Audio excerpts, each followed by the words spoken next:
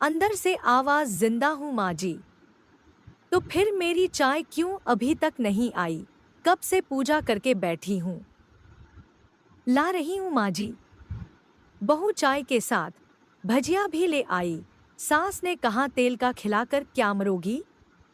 बहू ने कहा, ठीक है माँ जी, ले जाती हूँ। सास ने कहा, रहने दे, अब बना दिया है तो खा लेती हूँ।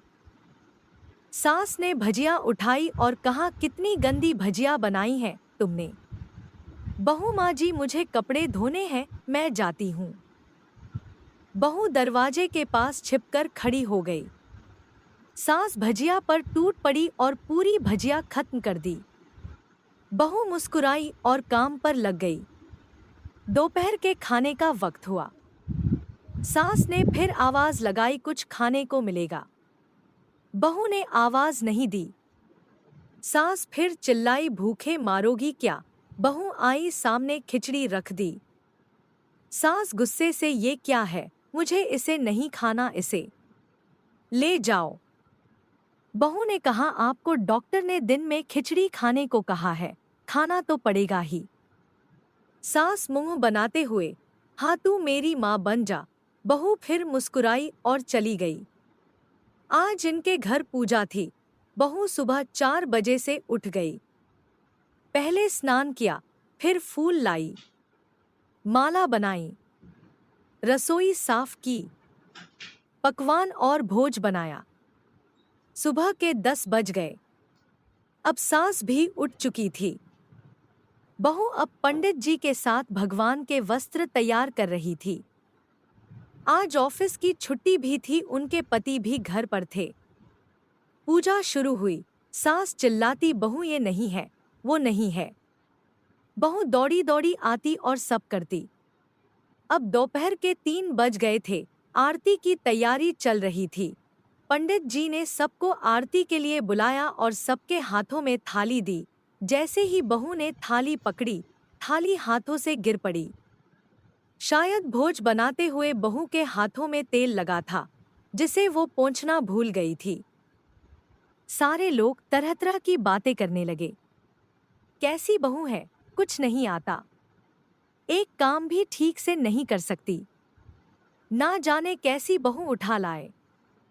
एक आरती की थाली भी संभाल नहीं सकी। उसके पति भी गुस्सा हो गए, पर सास चुप रही, कुछ नहीं कहा, बस यही बोल के छोड़ दिया, सीख रही है, सब सीख जाएगी धीरे धीरे। अब सबको खाना परोसा जाने लगा।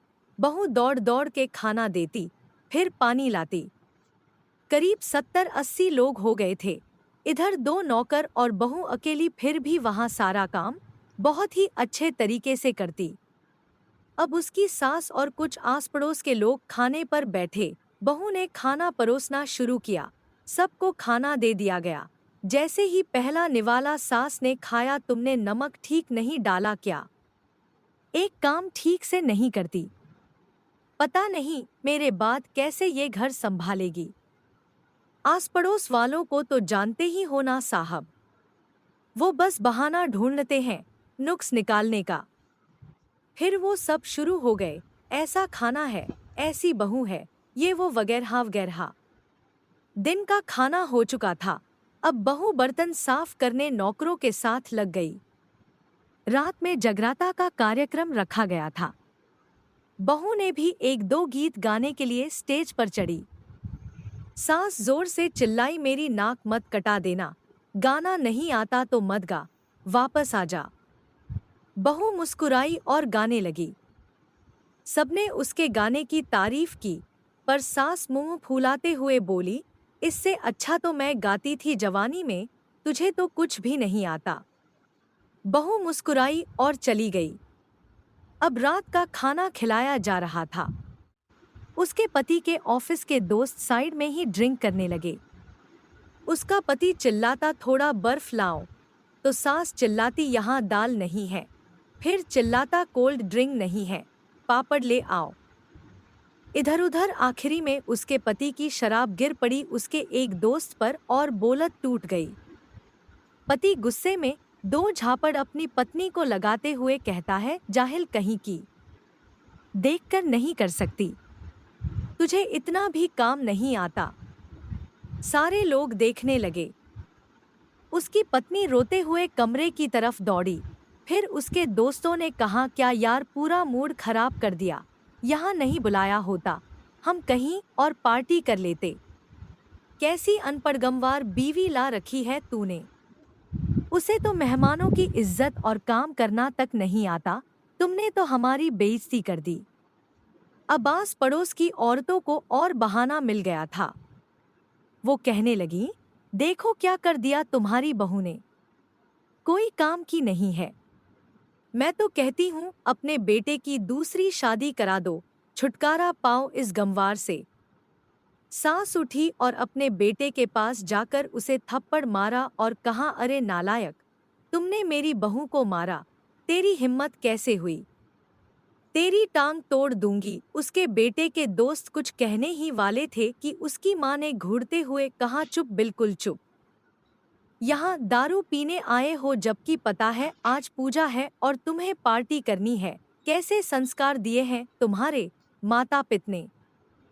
और किसने मेरी बहू को जाहिल बोला, जरा इधर आओ, चप्पल से मारूंगी अगर मेरी बहू को किसी ने शब्द भी कहा तो। अरे पापी, तूने उस लड़की को बस इसलिए मारा कि तेरी शराब टूट गई। पापी, वो बच्ची सुबह 4 बजे से उठी है, घर का सारा काम कर रही है, ना सुबह से नाश्ता किया ना दिन का खाना खाया, फिर भी हंसते हुए सबकी बातें सुनते हुए, ताने सुनते हुए घर के काम में लगी रही। तेरे यार दोस्तों को वो अच्छी नहीं लगी। जूते से मारूंगी तेरे दोस्तों को जो कभी उन्होंने ऐसा कहा। उसके यार दोस्त चुपके से खिसक लिए। अब सास बहू के कमरे में गई और बहू का हाथ पकड़कर बाहर लाई। सबके सामने कहने लगी, किसने कहा था अपनी बहू को घर से निकाल के दूसरी बहू ले आना, जरा सामने आओ। कोई सामने नहीं आया। फिर सास ने कहा, तुम जानते भी क्या हो इस लड़की के बारे में। ये मेरी माँ भी है, बेटी भी।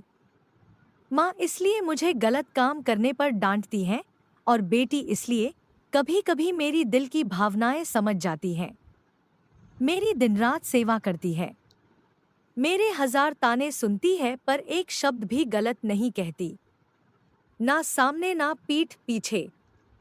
और तुम कहते हो दूसरी बहू ले आऊं। याद है ना छुटकी की दादी अपनी बहू की करतूत। सास ने गुस्से से पड़ोस की महिला को कहा, अभी पिछले हफ्ते ही तुम्हें मियां बीवी भूखे छोड़ घूमने चले गए थे। मेरी इसी बहू ने 7 दिनों तक तुम्हारे घर पर खाना पानी, यहाँ तक कि तुम्हारे पैर दबाने जाती थी और तुम इसे जाहिल बोलती हो। जाहिल तो तुम सब हो जो कोयले और हीरे में फर्क नहीं जानते। अगर आइंदा मेरी बहू के बारे में किसी ने एक लफ्ज़ भी बोला तो मुझसे बुरा कोई नहीं होगा, क्योंकि ये मेरी बहू नहीं, मेरी बेटी है। बहू सिसकियां लेते हुए फिर कमरे में चली गई। सास ने एक प्लेट उठाई और भोजन परोसा। बहू के कमरे में खुद ले गई। सास को भोजन लाते देखा तो बहू ने कहा, अरे माँ जी, आप क्या कर रही हूँ, मैं खुद ले लेती। सास ने प्यार से ताना मारते हुए कहा, डर मत, इसमें जहर नहीं है, मार नहीं डालूंगी तुझे। तुझे नई सास चाहिए होगी, पर मुझे अभी भी तू ही मेरे घर की बहू चाहिए। बहू ने अपनी सास को रोते हुए गले से लगा लिया। सास भी रो दी पहली बार और कहा, चल खाना खा ले। फिर मजाक करते हुए कहा, फिर मेरे पैर दबाने चले आना और ये ख्याल मन में मत लाना कि सास पैर बोलती है, किसी दिन मैं इसका गला दबा दूंगी, क्योंकि कभी मैं भी यही सोचती थी। दोनों खूब हंसने लगती हैं। कुछ रिश्ते बहुत मीठे होते हैं, बस बातें कड़वी होती हैं।